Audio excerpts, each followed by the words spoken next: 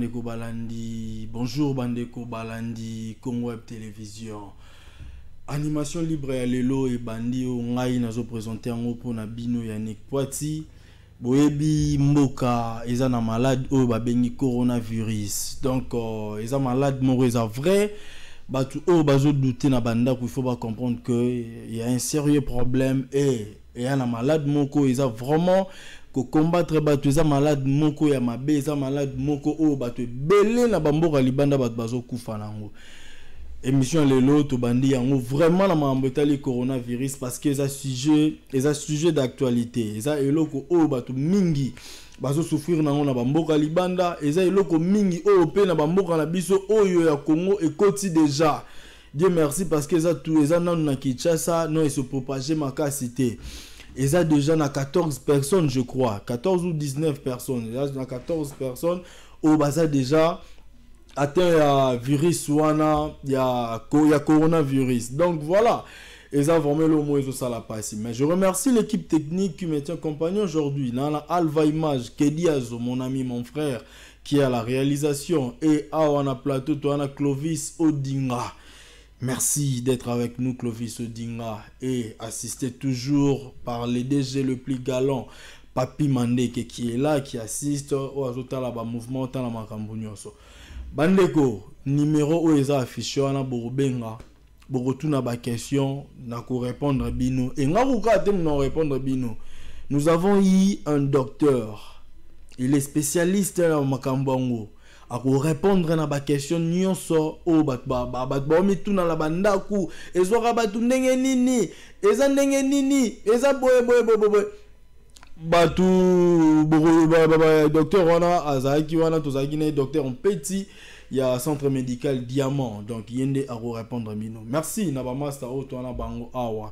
Aujourd'hui je suis accompagné par mes amis Osé Kopé le Wizi Baby qui est avec moi ici au plateau et Moussa Landou fondation na biso ya Mikolo Moussa Landou. Donc voilà tu en as bango awa Osé Kopé le Moussa Landou. Donc merci mingi. Eza malade moko eza vraiment pas si. Torozo interview. Nous avons l'intégralité mambu docteur Petit a expliqué. Torozo vraiment en intégralité. Mais si quand même ba quelques makambu avant de côté na mambu docteur à lobby parce que mambu docteur à lobby est vraiment très important et c'est vraiment sérieux mambu docteur à lobby. Vous savez virus wana ekoti na mboka na biso.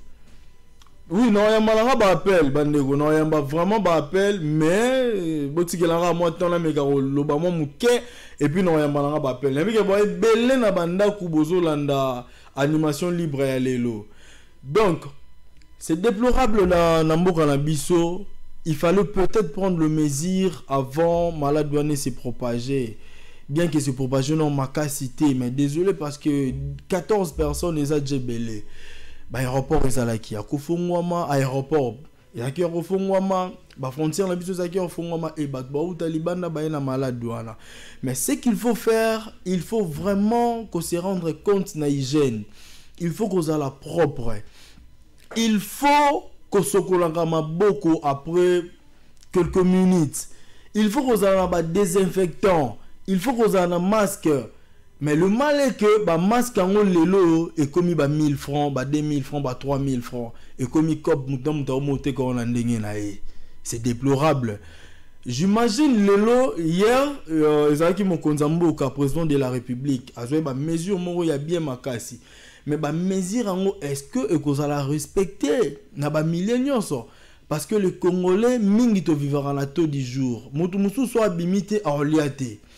Moutumusu po alia il faut karabima. Sora liete et sora bimite en liate. Donc c'est ça un problème. Faut qu'il y ait des wenza qui écoutent ka. Mais si tu go ba ebisi ke non fa bimate fa nanda ku sigo ok te kali susute. Babilo wana nyonso eza babilo o ba congolais mingi lelo ba olela. Kokanga ba bar, kokanga ba nini, on en dit qu'on vient pas. Mais yana batumusu ba sala ba terrasse pona vraiment quelque chose pour survivre na ba famille na bango.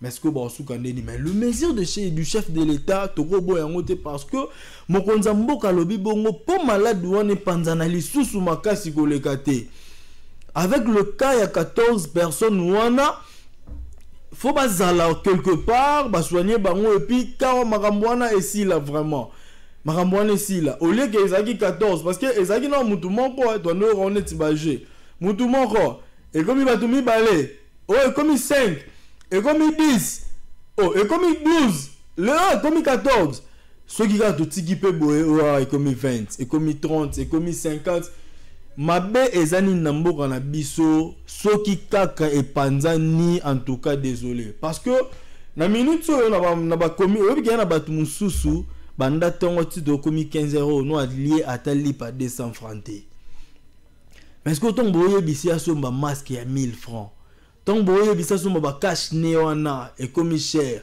ton boye bisaye faut se rouler maboko air nyonso ya fana na commune moto quartier mon ma écoute bimaka difficilement siko on suka ndeni makambo siko ezo déranger ba kinois yango wana donc place aza d'abord pour il fait tous une photo moment tous on attend prochainement et la place musu pour retour à mai biso to bien la kala to no be on kelu faut que na kelu pour retour à mai donc faut quitter la c'est vous quitter un groupe vous quitter un groupe de 30 personnes 40 personnes vous quitter koto à mai et puis bon mati lango mais si go faut mai na minute oh eza bena dispo eza disposé pour na recevoir maboko savon désinfectant ko désinfectant ba maboko et consort donc c'est ça un problème très sérieux oyo ba congolais mingi ba déplorer. Allô bonjour. Oui bonjour. Bonjour. Oui. Ah, malheureusement, donc le mission est en direct. Vous pouvez appeler. Beaucoup de SMS, beaucoup de messages sur WhatsApp. Tout à l'heure, tu reçois. Tu reçois vraiment élément moko. Il y a docteur qui a expliqué. Alors il y a large Makambouana. Allô?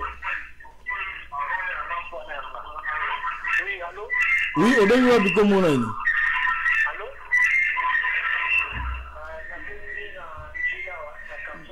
L'Anjili la carte ça met diminuer volume ya TV place aux s'il te plaît. Bon, Nanina Lobaboye, en tout cas félicitations à chef de l'État n'enga ziba précaution. Surtout pour na likambu ya bibembo ezoya na bandam. En tout cas, pour que la on na seko. Initiative on a pour pour nanga etende l'État. Alumoni pe na hôpital ke yo soni za maladi papa. Na bafulu de tout ce bomba maladi. Balongo la basalité bien soigné dans soit pas ba sala wana. Merci pour la chef de l'État vraiment ma précaution lui. Kala baba ro ba osante mbeba ba otosa. Donc parce que on a monté moko donc il y a $1000. Batosa.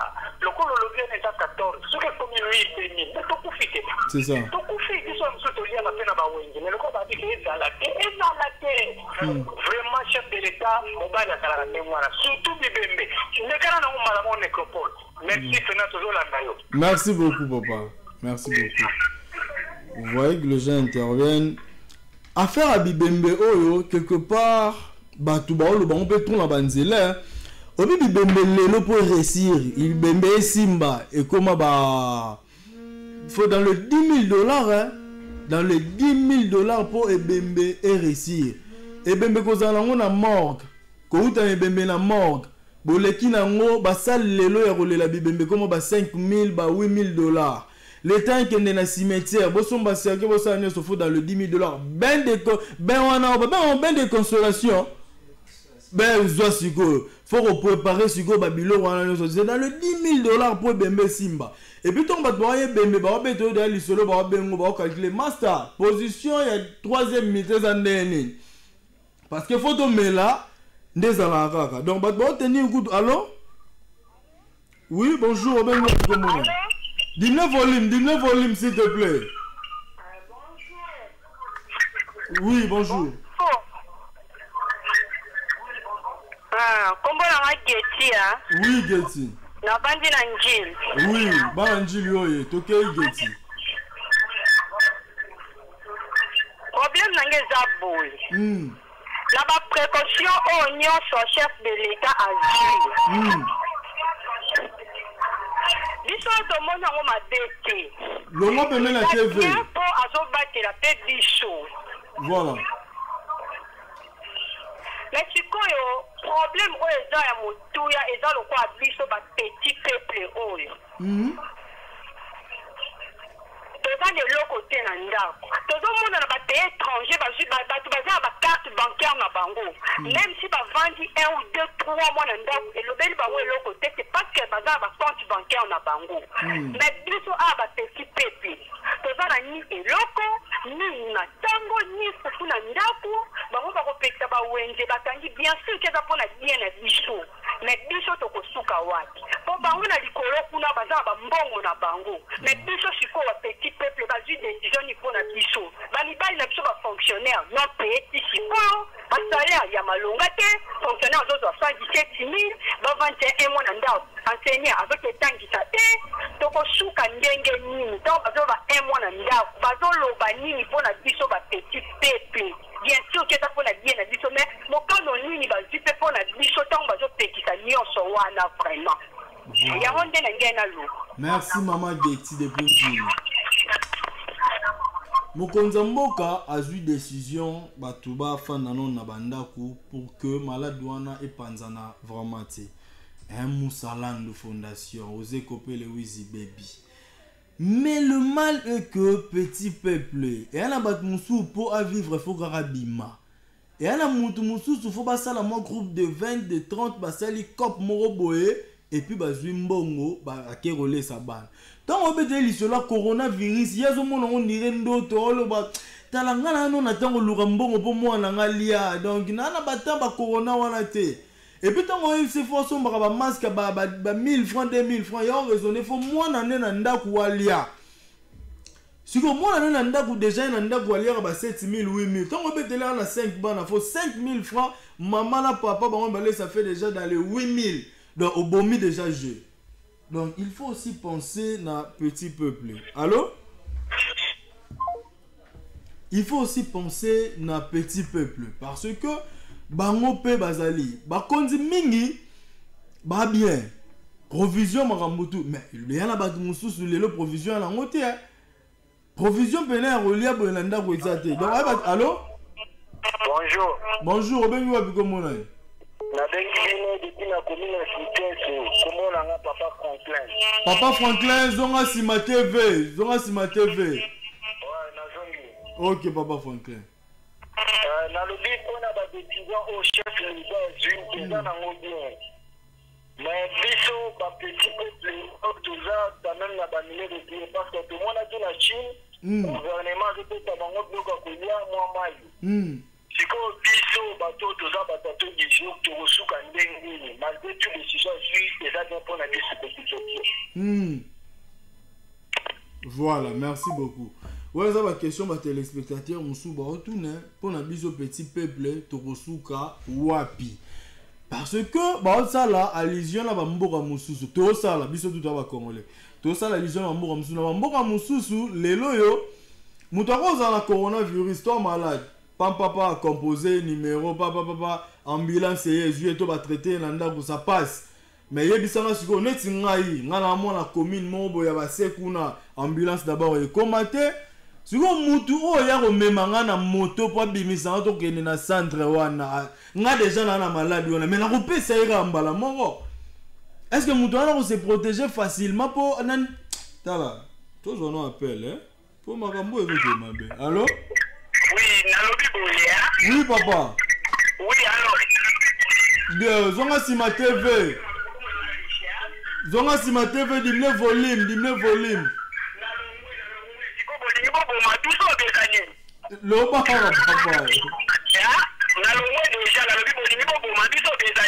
To pour ma bino nini? Eza décision mo konza mboka.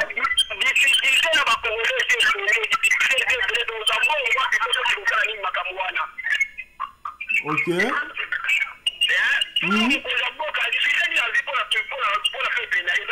Voilà. Merci beaucoup.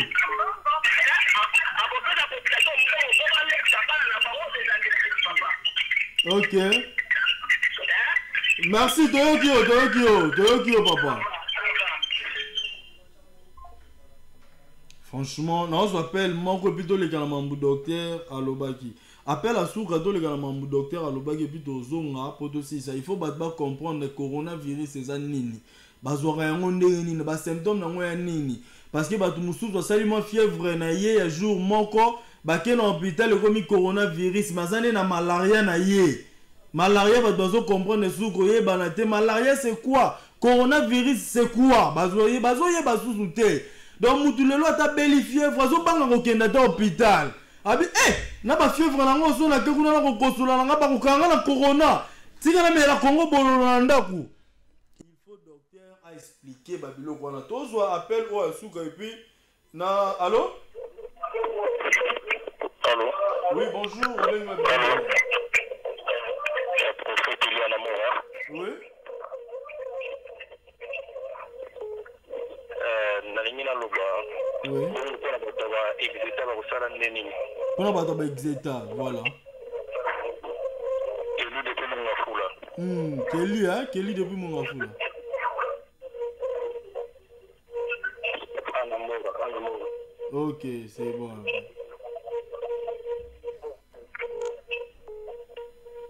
Voilà, merci beaucoup. Allô? Allô? Oui, Obengo wapi comment on a dit?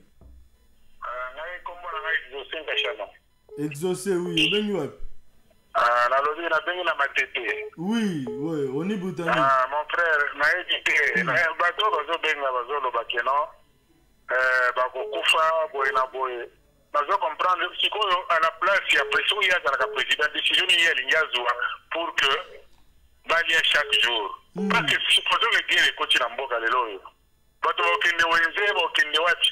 ezali prévention pour que supposons que l'homme est malade. okosala ndenge nini. Voilà.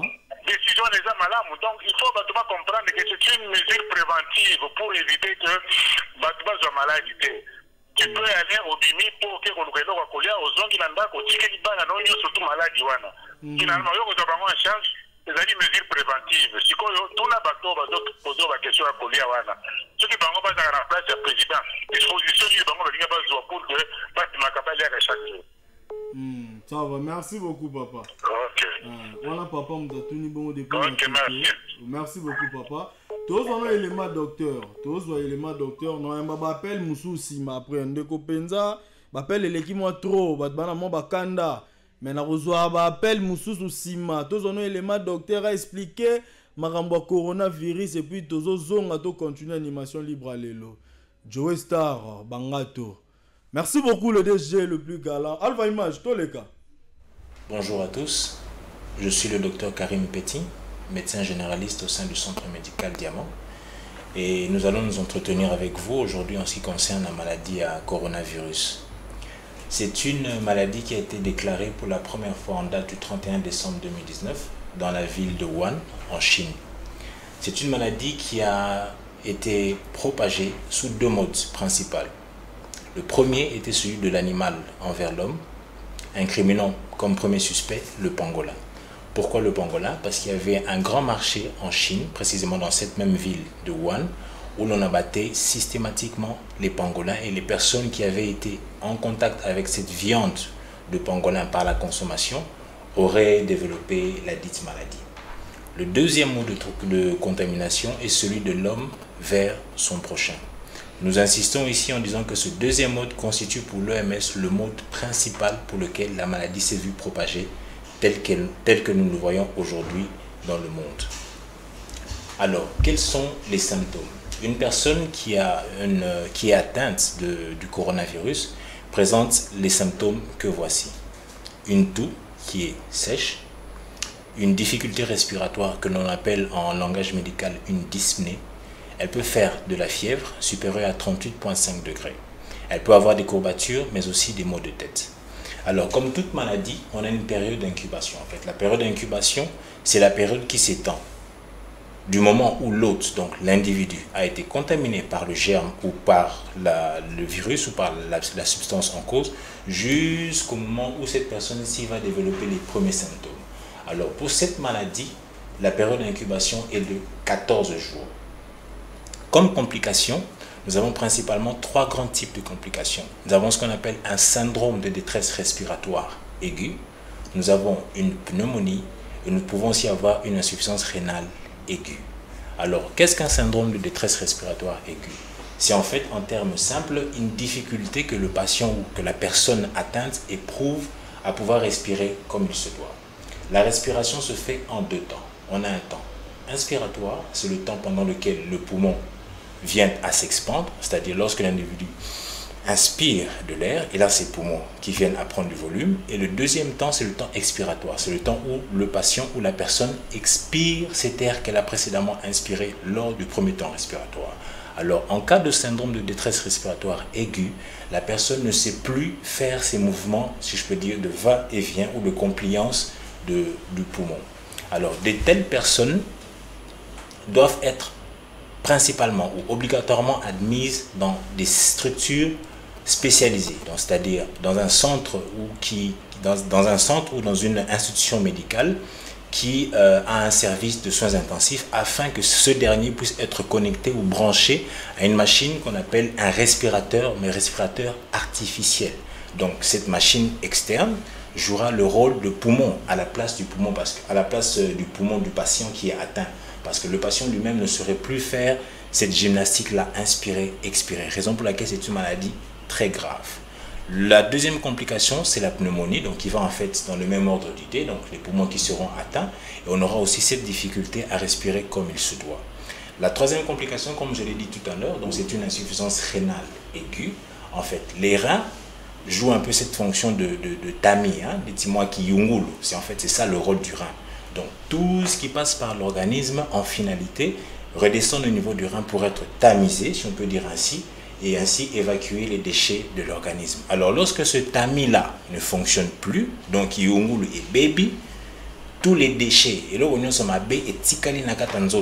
fur et à mesure, ça se cumule dans l'organisme et ça crée une certaine toxicité et l'individu peut en mourir. Alors actuellement, il n'existe aucun traitement pour le coronavirus. Le seul moyen de traitement ou la seule prévention contre la maladie reste l'hygiène. À ce jour, on a dans le monde plus de 200 000 cas de coronavirus avec plus de 8 000 décès dans le monde. La Chine, à elle seule, regorge environ 81 100 cas. J'ai vu ce matin, donc en date du 19, donc 81 100 cas pour la Chine, et le reste du pays du monde se partage les différents cas. Plus de 123 pays atteints à ce jour. Dans notre pays, la République démocratique du Congo, nous avons enregistré 14 cas de coronavirus.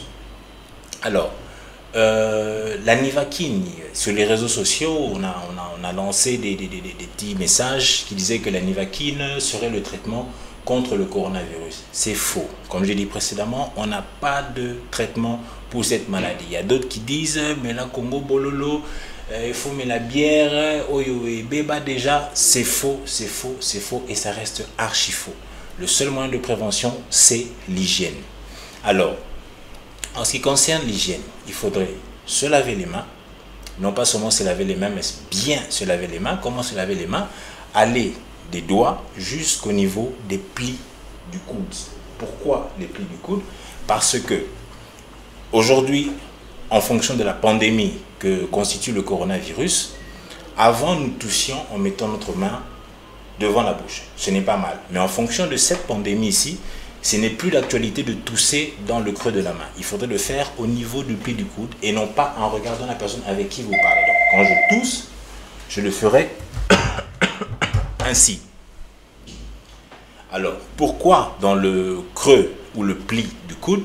Parce que c'est une zone de notre organisme que nous utilisons moins souvent dans notre vie quotidienne. C'est une zone qui entre rarement en contact avec les objets.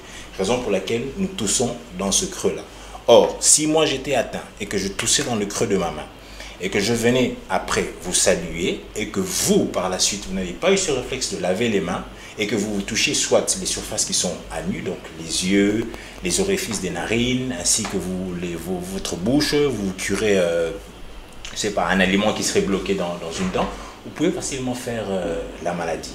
Raison pour laquelle il est demandé systématiquement de pouvoir laver les mains au quotidien. Donc 30-40 minutes après avoir touché une table, la poignée d'une porte, il faudrait se laver les mains. Comment se laver les mains? Se laver les mains avec de l'eau propre, courante et du savon. À défaut d'eau et de savon, si vous avez une solution hydroalcoolique, les petits gels qu'on nous vend dans les pharmacies, dans les supermarchés, vous pouvez en avoir dans vos poches, histoire de vous nettoyer les mains tout le temps. Alors, toute personne qui tousse ou qui fait de la fièvre, qui a des courbatures, n'est pas systématiquement atteinte de la maladie. Il faudrait, dans ce cas d'espèce, voir ce qu'on appelle, nous en médecine, une anamnèse. Donc, c'est-à-dire essayer de pouvoir faire la relation entre les symptômes que présente le patient et ses antécédents. Je prends un exemple. Si c'est une personne qui tousse, qui fait de la fièvre, qui revient de l'Italie, ça fait 3-4 jours, pour moi, c'est une personne qui est potentiellement suspecte à développer la maladie. Alors, à ce stade, à part le lavage des mains pour la prévention, nous avons aussi le port des masques. Ces masques permettent à la personne contaminée de ne pas répandre davantage la maladie. Et ça permet aussi à la personne non contaminée de pouvoir faire la maladie. Aujourd'hui, l'OMS nous recommande de pouvoir garder une distance de 1 mètre envers toutes ces personnes qui toussent ou qui éternuent.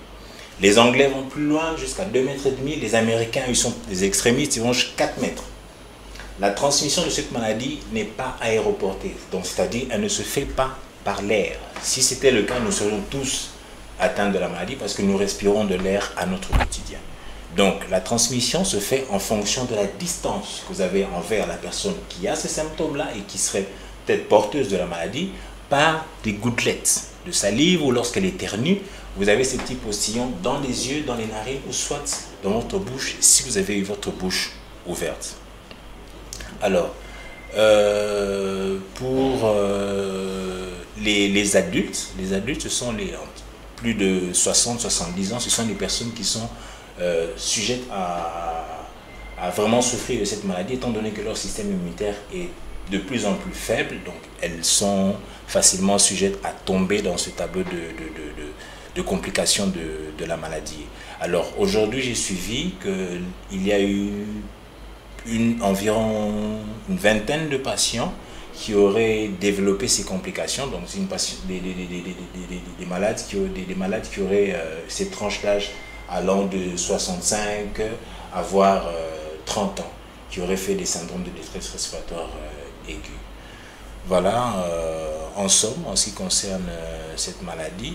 Donc, nagosenga bandeko na biso nyonso awa na Congo, tomilengela. Toko na piège wana te ke balobi virus yango ezwaka sokoza na moi ekozwa yo te, ezwaka batu mwindu te, c'est faux parce que na Sénégal tozana baka, le na Sénégal bakomi na 7 cas. Na Égypte kuna bakomi na 60 et quelques cas. Na Afrique du Sud tozwaki ka moko. Na Burkina moko tiko kufa. Donc après na biso tout en ango 14. Donc tomilengela vraiment toyeba komi batela. Na banda kuna biso ceux qui ba moyen ezali to lekimo ba cantine na biso na ba pompe. Na moi savon avant okota ndako pango si maboko na o bien on nettoyer bien. Bilei na biso toyeba ko lamba yango ndenge longo bani toyeba ko sokola ba légumes na biso ba viande ba poisson na biso toyeba ko sokola ngo comme il faut afin d'éliminer de plus en plus portage na épidémie oyo ekoti okati wamboka na biso. Ok, docteur, merci. Non, juste quelques questions pour répondre à Limala. C'est mieux. Les bâtiments, le malade doit mboka na biso fondation pour le climat. Est-ce que c'est vrai que cause à la thé, parce que pour le climat na biso c'est fort? Alors, tant que qui avant de répondre à la question parcours, tu as qui n'a qu'à moko. 2 jours après de commis, Mibali. Et puis 4, et puis 7, et puis 14. Si c'était le cas, Mboga n'a plus en place Moïse Ali. Si c'était le cas, Maladona, il n'y a qu'à se répandre. Bien que quoi que tu yoki ke batwango, bazaki arate, ba outi de libanda, ba ye. Mais étant donné que les malades moko, ils en ont 6 cas. scientifique bazo koyekola yango nano pour bapesa toute autre information vraie autour de la maladie pour na koyeba c'est vrai que maladie oyo en région saharienne to subsaharienne place mulunge ezali et koki ko panzana te jusque là tozana ba preuve scientifique te avérée pour na yango wana nazo senga kaka to milengele makasi. Oui docteur, si on a un symptôme on dirait coronavirus c'est un élément malaria.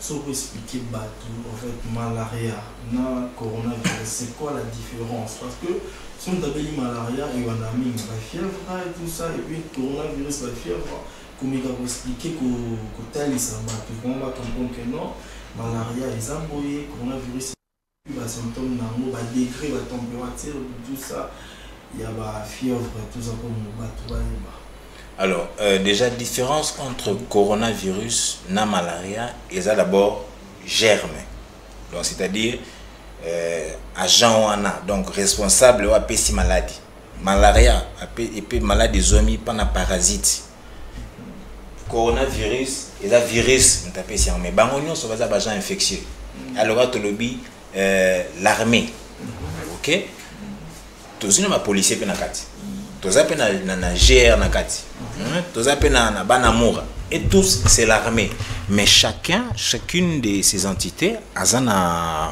groupe na yemoko to région moko spécifique parce azali ko wutela donc différence dans ya liboso zana wana ya malaria tozana parasite coronavirus tozana virus alors les symptômes de sikoyo ezoko kende mwana ko converger donc ozala ndenge moko donc malaria epesa fièvre corona ezopesa fièvre malaria epesa nzoto pasi corona epesa nzoto pasi malaria epesa mutu pasi corona ezopesa mutu pasi grippe yango nde yaka na kosu corona pas na kosu yango wana sikoyo rencontre ya ba symptômes wana nyonso et bongi personnel médical moko waza aguerri donc oya koyeba en fonction ya cheminement na yi examen na yi anamnestique schéma na anamnestique donc na mituna wana wana ko tuna le concerné est-ce que vous en avez tout passé si oui nous avons tout passé est-ce que vous avez oui nous avons ça fait combien de temps est-ce que vous en avez fièvre est-ce que outil na mboka moko place malade des oui docteur na outaki France oui docteur na outaki Italie oui docteur na outaki Sénégal vous en avez Kinshasa ça fait combien de jours non vous en avez Kinshasa ça fait 3 jours Hollandi oh période d'incubation to lobby 14 jours donc yo vous en avez 4 fourchettes wana vous avez présenté ba symptômes wana donc pour na biso aux cas suspect Hollandi mais ce qui mutu auti bazana mi kilwana aye asali 1 mois to 45 jours avec présenter les symptômes wana après on pourra se dire que c'est une grippe banale ou peut-être que c'est encore malaria tout simplement parce que période d'incubation wana eleki tango Hollandi après combien de temps pour toi comprendre que Azana vraiment un virus voilà un coronavirus après combien de temps alors ndena uti ko ba 14 jours on se donne une fenêtre à 14 jours pour na mutu nyonso uti na zone endémique donc place malade des ali Azana 14 jours to senga soki uti place ozalaki wana uta je ne sais pas mboka nini oye au fan d'abord na aéroport bon contrôle nan wana température mitu pasi courbature ba symptômes na lobaki ja mitu pasi nzoto pasi fièvre tout ça kosu ba tuni ba yeux température ce qui nyonso ezate ba kosenga ozala pana yo pour 14 jours au moins pour nani parce que 14 jours on a temps incubation c'est vrai que uti kuna oye tu n'as pas les symptômes OK mais fanda pana yo 14 jours pour voir la période où on a ceux qui ont présenté ba signe o na lobité si après ces 14 jours on a présenté na aussi ni côté pour nous on peut se dire que c'est une personne qui est plus ou moins saine azane na problème té ba mesure surtout appropriée pour nous tu vois bien que le bagage explique déjà dans jusqu'au pour éclaircir les sous va comprendre ba mesure vraiment appropriée pour nous tout. Alors, la mesure appropriée dans le baki tout à l'heure est la hygiène. Donc, hygiène est ali bopeto. C'est ça ce qu'on appelle hygiène. Bopeto wana il a nini. koyeba komi batela lolenge nini lolenge akolata masque. C'est vrai que bakapa na biso ezana nu ebele te. Et puis docteur, il faut détailler le masque c'est pour combien de temps tout ça parce que nous sommes dans le l'hôpital même donc. Voilà. Merci pour le rappel. Donc tolati masque. Masque. C'est vrai que pendant biso baka ezana nu ebele te. Voilà pourquoi le masque n'est pas vraiment systématique dans toute la ville. Ne tozomona na mikila poto batunyo so bazana masque. OK? Mais masque tozo pesa ngotango nini? Masque tozo pesa mutu azo présenter ba symptômes wana. Mutu na zo kosola, mutu na za na boye, o pesi masque pour na ko protéger.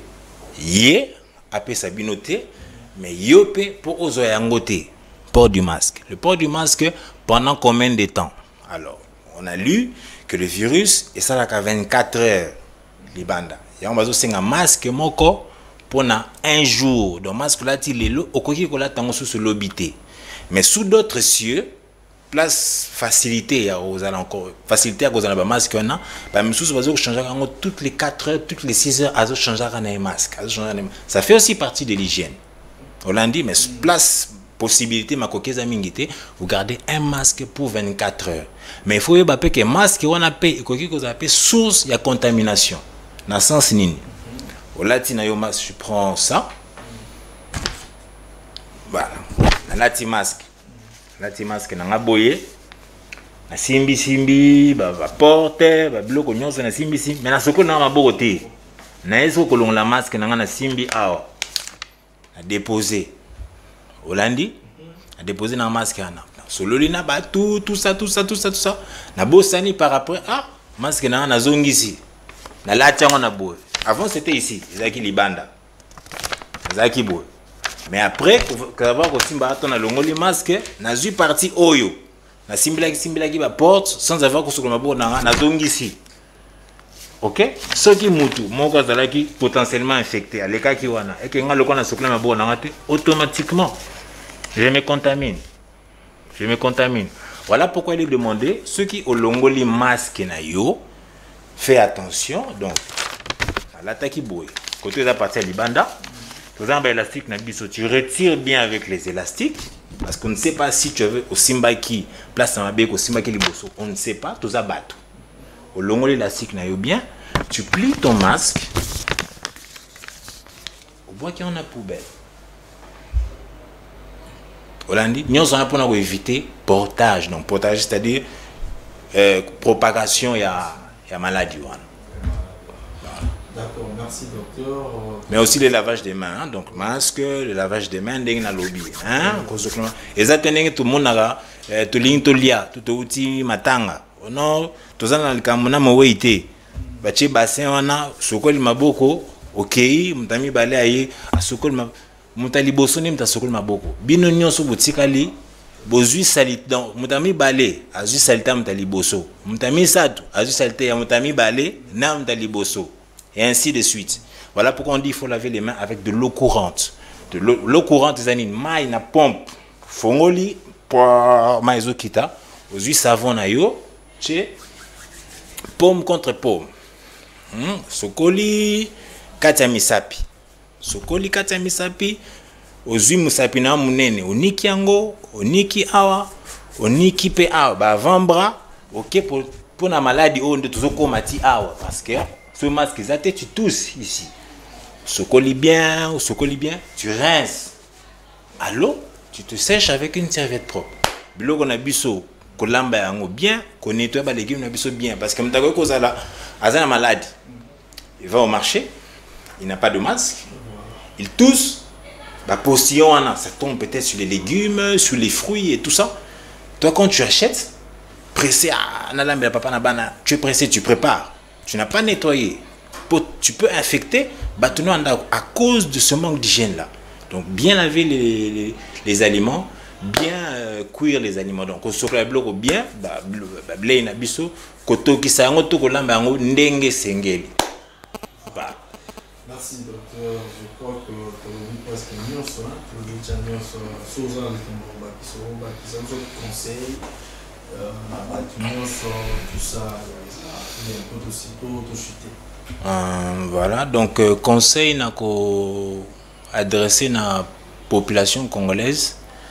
eza kaka ba mesure préventive on a eza hygiène erreur toujours ça la mingi eza nini eza toujours minimiser maladie wana parce que bazolo bazora batu mwindu te ezora mboka moité to expliquer tout au long à exposer na biso baka ou ezali na pays africain na ndeko moka oti kokufa na Burkina Faso donc maladie ezali erreur ya munene ezala mingi ko sous-estimer adversaire to ennemi plus ozo sous-estimer ennemi na yo to monguna to adversaire na yo plus garde na yo ezo ko s'affaiblir. Alors quand tu as déjà la garde qui est basse eza déjà très dangereux donc nagosenga na biso nyonso ba congolais to telema elongo to lutter contre maladie oyo na mesure bo moko hygiène. Je pense que le conseil n'a pas pu faire ça au Congo. D'abord, sanité, il y a mon avant coup d'hygiène, il y a une commune, nous a sanité, quartier, nous a sanité, le parc, nous a sanité. Est-ce qu'on a battu un bon sous Karabi? Bon, c'est vrai, et ça triste réalité à Yambo Canabiso, mais je pense qu'avec le nouveau gouvernement en place, la mesure et vous la prise vis-à-vis à maladie ou frappé biso. Je pense que dans les jours à venir, le gouvernement tâchera de pouvoir essayer de renforcer les mesures sanitaires dans les quartiers où ceux-ci sont peu ou laissent à désirer.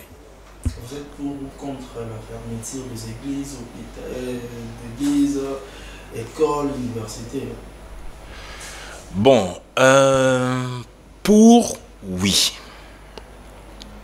Pour, en ce sens que on évite la propagation de la maladie. Alors, je ne dirais pas contre, parce que c'est une mesure de santé, ce sont des mesures de santé publique. Donc, je ne vois pas pourquoi je dirais contre. Donc, je suis totalement pour, parce qu'on évite la propagation de la maladie. On avait un cas, personne ne savait que le lot on allait arriver à 3, 4, 14 cas aujourd'hui.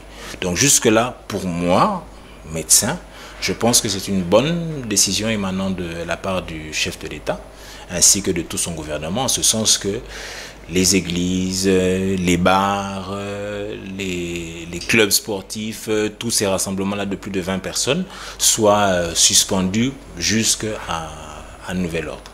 C'est vrai que ça pourrait peut-être paralyser certaines activités, mais est-il qu'en situation de crise, nous sommes tous soumis aux mesures qui s'imposent. Donc, on n'a pas le choix. Espérons que dans les jours à venir, comme m'a dit le chef de l'État, donc on adopte cette mesure-ci pour les 4 prochaines semaines. Il se pourrait qu'on puisse peut-être remédier à la situation. Donc on peut dire dans 2 semaines, ça a été éradiqué, on revient à notre vie normale. Si on trouve que ça persiste et peut-être que les nombres de cas allaient toujours croissant, on pourrait encore augmenter. Donc souffrons de pouvoir passer par cette période. D'accord, merci docteur. Merci beaucoup de retour. Merci, appel et l'équipe tellement belé. Maman Nina Bumbu a tourné Soki Biloko. Maman Nina Bumbu a vu Biloko et Toki. Est-ce que malade douane koufi tu ezakara? Non, mais docteur expliquait à maman Ani Biloko il faut l'embama bien. Donc Biloko vraiment de balamba kango il faut l'embama bien. Conseil makas na opesa na bande ko na biso bate karaba dendo na coin. Batige na coin na ba victoire par-ci par-là. S'il vous plaît bandeko, il faut vraiment ko éviter poussière na biloko. Au sali dendo na on a coin, au sali tige na on a coin, sala effort ya ko couvrir yango ata na sachet. Ko sala dendo te tige te Thomson te otiki ngwana nzinzinyo so ya cha likolo nango poussière nyoso ya ba moto ya mituka muto oboka soyi.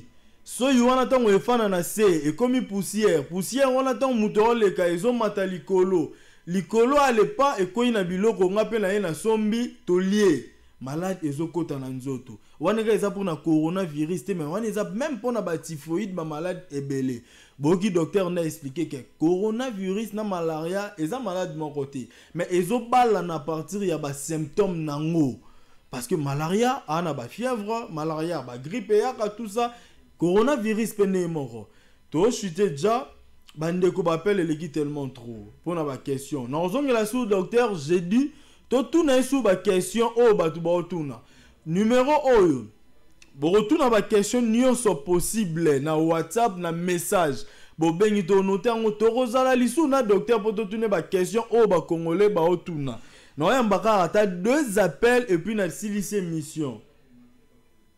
Bonjour, allô? Allô? Oui, bonjour, obengi web komona. Allô, bonjour. Oui.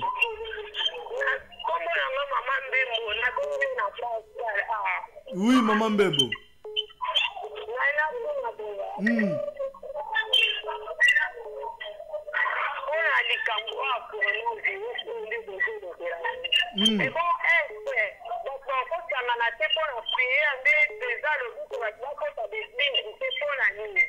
Ok, ok. Merci pour la question.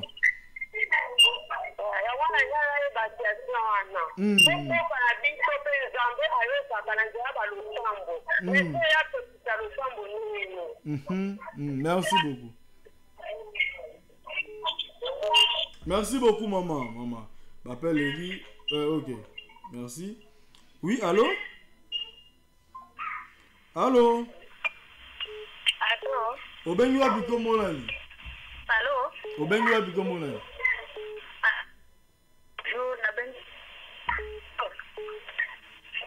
Nambolo bezo kanake. Merci na Adasa Kabele wazolanda. Merci na Noursia Kanjinga. Adasa Kabele ba fan club tu ya Kinoiserie, ba mbote trop. Merci na batutu. En tout cas, ce na bina no yamba ba appel awa. En tout cas, na okokate parce que ba appel ezokota trop. Maman, papa, mwana. Mokonza mboka lobi pendant 4 semaines to fa na bandaku to observer makambo kende. Pas plus de groupe, il y a 20 personnes, libanda pour ne rien faire. Le mal est que, transco, taxi bis, tomataka ebele. Question, docteur à répondre. Donc, docteur à répondre. Mais ce qui fait un monde qui a une question, moi, bien, t'es pas docteur.